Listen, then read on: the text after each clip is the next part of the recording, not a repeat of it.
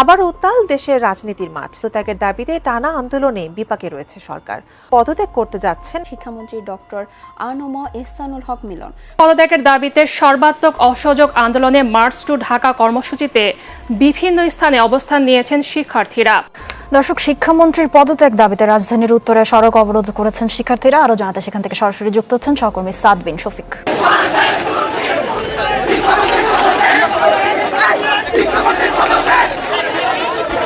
আইন শৃঙ্খলা বাহিনীর সদস্যদের যে মানব দেয়াল সেটি কিন্তু ভেঙে ফেলার চেষ্টা করছেন শিক্ষার্থীরা।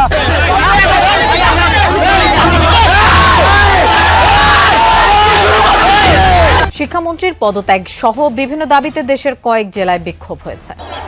আইন শৃঙ্খলা বাহিনীর সদস্যদের সাথে ধস্তাধস্তির মতো ঘটনা কিন্তু আমরা দেখানোর চেষ্টা করছি। উনি আমাদেরকে ফার্মের মুরগি বলে সম্বোধন করেন। এটা কি রকমের অডাসিটি? আমরা স্টুডেন্ট।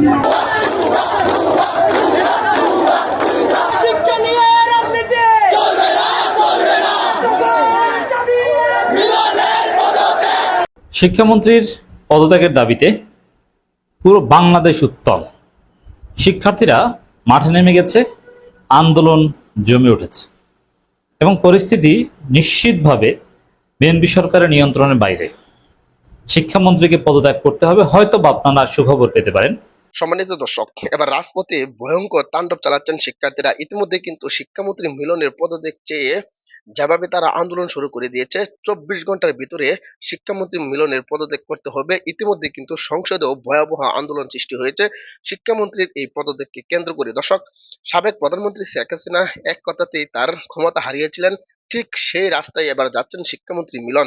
দর্শক, শিক্ষামন্ত্রী মিলনের পদত্যাগকে কেন্দ্র করে সচিবালয় ঘেরাও করেছেন শিক্ষার্থীরা এবং শিক্ষার্থীরা দাবি একটাই, শিক্ষামন্ত্রী মিলনের পদত্যাগ চাই। দর্শক, কি হতে যাচ্ছে রাজনৈতিক প্রেক্ষাপটে, চলুন এই ভিডিওর মাধ্যমে আমরা একে একে সম্পূর্ণ ভিডিওটি দেখে আসি। ভিডিওটি খুবই গুরুত্বপূর্ণ, তাই না টেনে সম্পূর্ণ ভিডিওটি দেখবেন। চ্যানেলে নতুন হয়ে থাকলে সাবস্ক্রাইব করে রাখবেন পরবর্তী ভিডিওর জন্য। একটি লাইক করে দেখতে থাকুন সম্পূর্ণ ভিডিওটি। শিক্ষামন্ত্রী এহসানুল হক মিলনের পদত্যাগ দাবিতে রাজপথে শিক্ষার্থীরা, যার ঢেউ ছড়িয়েছে রাজধানী সহ বেশ কয়েকটি জেলায়। ঢাকার উত্তরা ও সায়েন্স ল্যাবে সকাল থেকেই বন্ধ ছিল যান চলাচল। আর এতে করে সীমাহীন যানজটে চরম দুর্ভোগে পড়েছেন সাধারণ মানুষ। আজকে বিকেলে মানিক মিয়া এভিনিউ অবরোধের চেষ্টা হলে ধাওয়া করে পুলিশ। আর এসব নিয়ে সংসদে তোপের মুখে শিক্ষামন্ত্রী জানিয়েছেন, প্রয়োজনে পুনরায় পরীক্ষা নেওয়া হবে। ঢালাইয়ের সেরা প্রিমিয়ার সিমেন্ট। দেশের বিভিন্ন অঞ্চলে বন্যা জলাবদ্ধতার মাঝে এইচএসসি পরীক্ষা স্থগিত না করায় মঙ্গলবার শিক্ষামন্ত্রী পদত্যাগের দাবিতে রাজপথে এই বিক্ষোভ।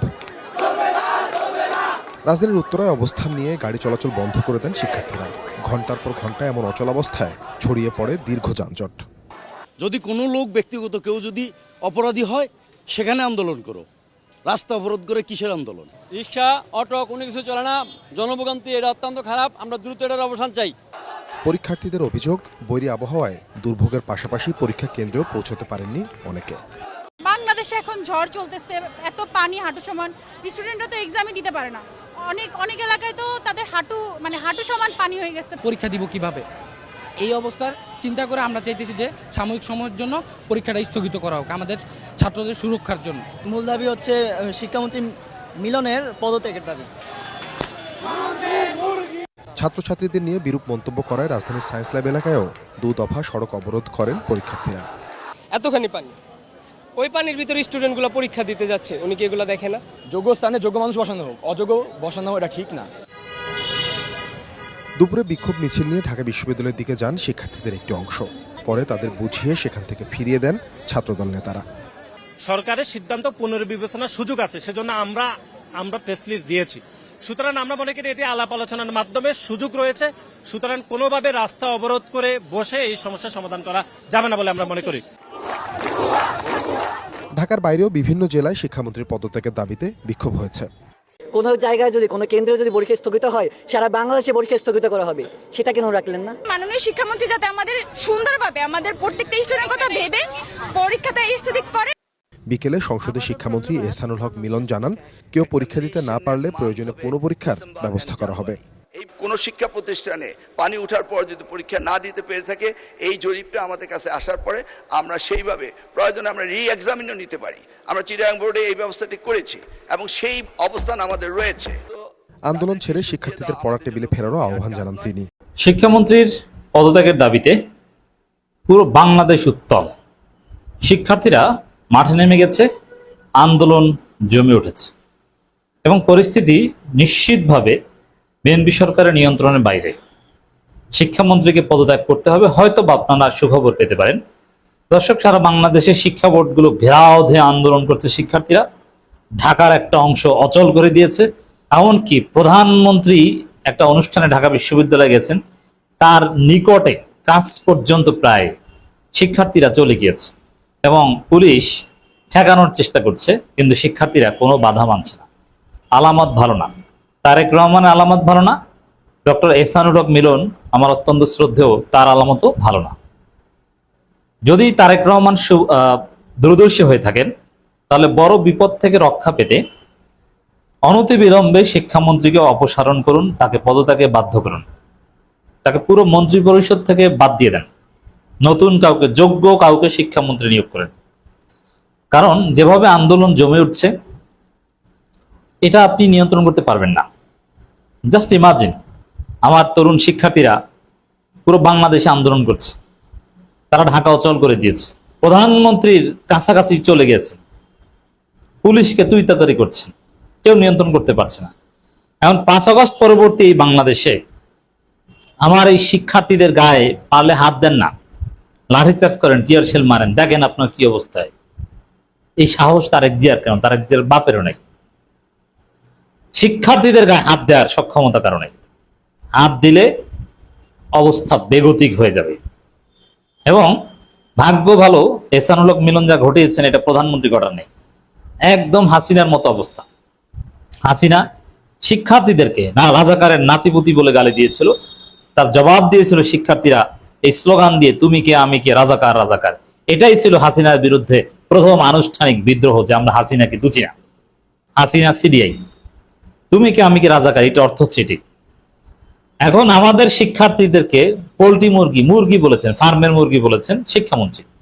শিক্ষার্থীরা একই রকমের স্লোগান দিচ্ছে, তুমি কে আমি কে, মুরগি, তুমি কে আমি কে, ফার্মের মুরগি, পোল্ট্রি মুরগি। আমাদের এই শিক্ষার্থীদেরকে পোল্ট্রি মুরগি, ফার্মের মুরগি বলে কটাক্ষ করবে শিক্ষামন্ত্রী, আর তিনি চেয়ারে বসে মন্ত্রীগিরি করবেন, আর এদেশের শিক্ষার্থীরা আঙ্গুল চুষবে, এটা মনে করার কোনো কারণে। ছাত্রদল আন্দোলন নিয়ন্ত্রণ করবে, কিভাবে করবে? করুক না। ছাত্রদলের সভাপতি, সেক্রেটারি বা ছাত্রদল নেতারা যদি এইসব আন্দোলন প্রতিহত করতে যায়, তাহলে থাপড়াই তাদের দাঁত ফেলে দিবে। আর যদি বুঝাতে যায়, তাদের চাইতে আমার এই ইন্টারমিডিয়েটের শিক্ষার্থীরা বেশি বোঝে। শুধুমাত্র এই বৃষ্টির মধ্যে পরীক্ষা নেওয়া না, আমি কিন্তু সর্বপ্রথম শিক্ষামন্ত্রীর পদত্যাগের দাবি করেছিলাম। এখন পুরো বাংলাদেশ উত্তাল হয়ে উঠেছে।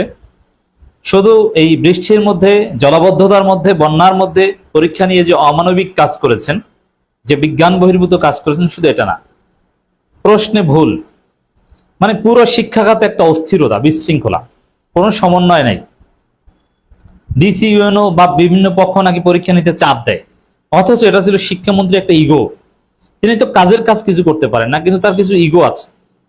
তিনি দ্রুত মানে শিক্ষাবর্ষ কমিয়ে আনবেন, অল্প সময়ের মধ্যে শিক্ষাবর্ষ শেষ করবেন, এক পর্যায়ে জানুয়ারি থেকে নতুন শিক্ষাবর্ষ শুরু হবে, সমস্ত এসএসসি এইচএসসি সবগুলো ডিসেম্বরের মধ্যে শেষ হয়ে যাবে, এরকম একটা প্ল্যান আছে তার। এই জন্য তিনি এই গায়ের জোরে, আর তার ছেলেমেয়েরা তো বিদেশে পড়েন, আর এটা নিয়ে কেউ ফেসবুক পোস্ট দিলে শিক্ষা মন্ত্রণালয় থেকে আবার ফোন দিয়ে ফেসবুক পোস্ট ডিলিট করতে বলা হয়। বুঝতে পারছেন, এই শিক্ষা মন্ত্রণালয়ের অলরেডি ফেসিবাদী হয়ে গেছে, একটা ফেসিস্ট কাঠামো আমরা দেখতে পাচ্ছি। কারণ তাদের অনিয়ম নিয়ে লিখলে তখন পোস্ট ডিলিট করতে বলে হুমকি দিয়ে। এইগুলো আমাদের এই তরুণ প্রজন্ম দুচে না। তোমাদের এই হুমকি আমাদের ইন্টারমিডিয়েট তরুণ তরুণীরা সিডিআই, বুঝছেন বাংলা? তো দর্শক, এখানে শিক্ষামন্ত্রীর পদত্যাগের কোনো বিকল্প নেই, এটা আমি অনেক আগে থেকে বলছি, তার পদত্যাগ করা জরুরি। এই লোকের মধ্যে তেমন ক্রিয়েটিভিটি নেই। দর্শক, আশা করি সকলে পুরো ভিডিওটি দেখলেন। এই ভিডিও সম্পর্কে অবশ্যই আপনাদের মতামত ভিডিওর কমেন্ট বক্সে লিখে জানাবেন। দর্শক, এই ধরনের প্রতিনিয়ত আপডেট ভিডিওগুলো সবার আগে পেতে অবশ্যই চ্যানেলটিকে সাবস্ক্রাইব করে পাশে থাকা বেল বাটনটি অন করে রাখবেন পরবর্তী ভিডিওগুলো সবার আগে পাওয়ার জন্য। আজকের মতো ভিডিওটা এখানে শেষ করলাম। দেখা হচ্ছে পরবর্তী কোনো এক নতুন ভিডিওতে। সেই পর্যন্ত ভালো থাকবেন, সুস্থ থাকবেন এই কামনা করে বিদায় নিলাম। আসসালামু আলাইকুম ওয়া রাহমাতুল্লাহ।